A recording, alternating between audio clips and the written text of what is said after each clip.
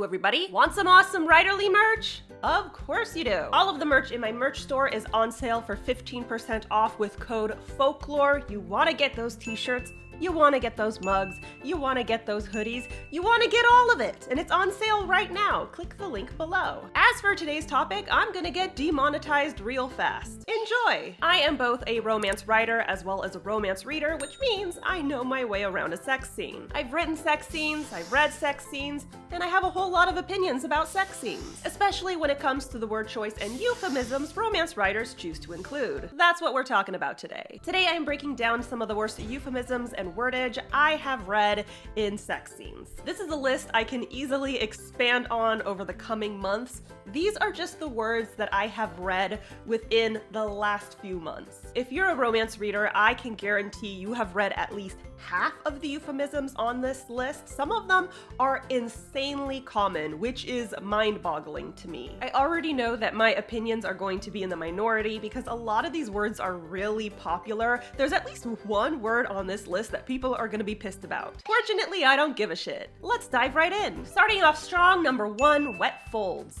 Moist folds is an alternative, but let's be honest, wet folds is so much worse. If you don't understand anatomy, folds represent labia, and to be honest, I'd rather you just use the word labia. Folds sounds like how you'd refer to the skin of a Shar-Pei. Wet folds sounds like paper mache or an old man in the rain. I don't want to imagine either of those things when I'm reading about sex. And it's a damn shame because labia are cute. They're pretty. Why you gotta reduce them to folds? Folding is literally my least favorite chore, and handling labia should never be a chore. It's a delight. Number 2, nub. This one isn't that bad. If I read a sex scene and nub is the only shitty word in there, I will definitely let it slide. It's just that nub is a stupid word to use, and this is what we are using to describe the clitoris, the place where dreams come true. Remember in Friends when Chandler described his third nipple as a nubbin? That's what you're giving with nub, an unwanted, unmentionable, embarrassing growth. Ain't nobody embarrassed of the clitoris, unless you can't find it. Again, it's not the worst word on this list, but why can't you just say clit?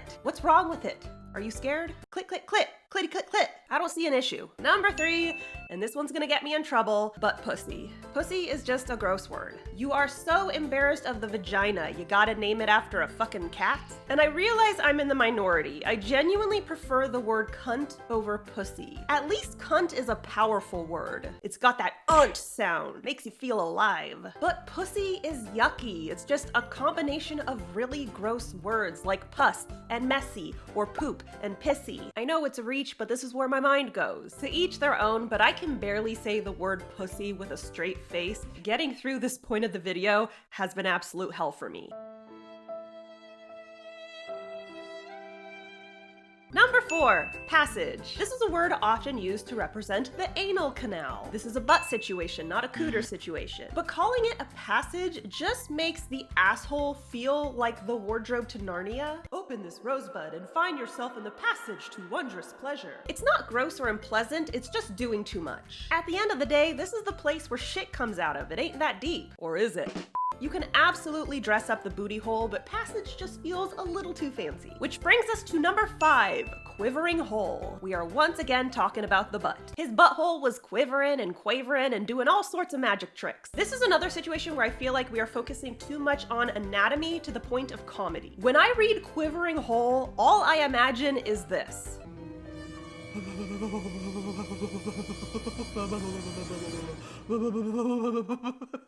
It's not sexy. No one wants that. I mean, maybe someone does. You're watching this video. Did you like that? Number 6, thick pearly ribbons. We're not talking about bows, we're talking about jism. Semen is something I never need described. I know what it looks like. I don't need the purple prose. You're trying to romanticize it, and quite frankly, you're putting lipstick on a pig. It's goo that comes out of the tip of a penis. Calling baby batter pearly ribbons feels like calling diarrhea mahogany streams. At the end of the day, it's just a big old mess. Just say the dude came. I don't need a vivid picture. I just want to make sure that his partner had a washcloth or at the very least swallowed. Number 7, meat stick, meat rod, or meat wand. Basically anything with meat. I have absolutely read all of these in different novels, and the lobotomy is scheduled for Friday. There's not a whole lot you can say here except for the obvious. It's a dick. Call it a dick. You can call it a cock, you can call it a shaft or erection. Maybe if you're writing fantasy, you can call it a manhood. The point is you've got options. But if you're reaching for meat stick, you're probably a shit writer, or maybe you're just hungry. Same with meat rod. Meat wand is just plain offensive. Ain't nothing magical about most penises. Except how they magically appear smaller than promised 90% of the time. Number 8, impale. This is often used to describe a penis entering a hole. Impale, a word meaning pierce with a sharp instrument. I don't care who you are, that is not sexy. First and foremost, a sharp penis? That is a weapon, get it away from me. And no one wants a sharp instrument piercing their most private of places. There are literal horror movies written about this. There are so many words you could have chosen, like enter,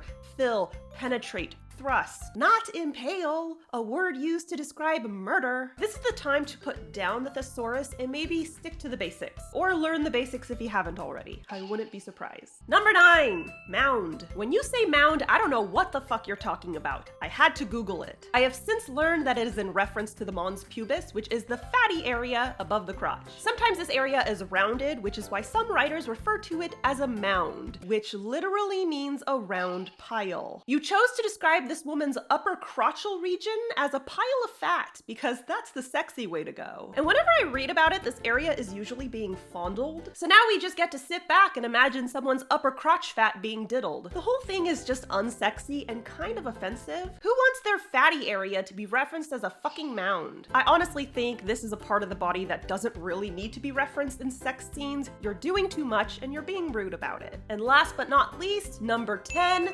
big bouncing boobies.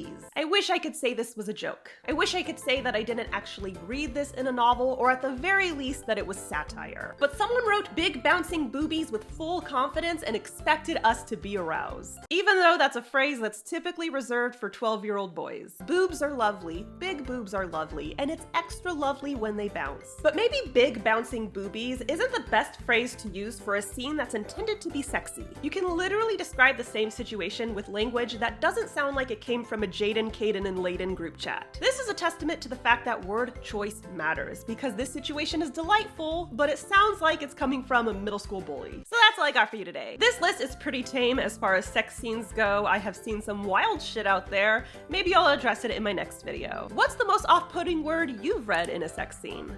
Comment below. Don't forget to check out my books. If dark fantasy romance is your vibe, check out The Savior's Champion and The Savior's Sister. They are award winners. They are #1 bestsellers. I got them linked below. If you are looking for a step-by-step guide to crafting your very own novel from plan to print, check out Shut Up and Write the Book. It's available in all formats and at all major retailers. It is also listed below. And of course, be sure to subscribe to my channel. I upload videos on Wednesdays and I host live streams on Mondays. And if you want to be alerted as soon as I upload, be sure to ring that bell. Bye! Oh, hello there. I'm Layla, and I'm off to a meeting with a senator. While you're here, why don't you subscribe to Jenna's channel and ring the bell? That way you'll always know when her videos go live. It's the perfect distraction. I mean, entertainment. Well, off I go. Ignore the blade. It's just for show. Bye!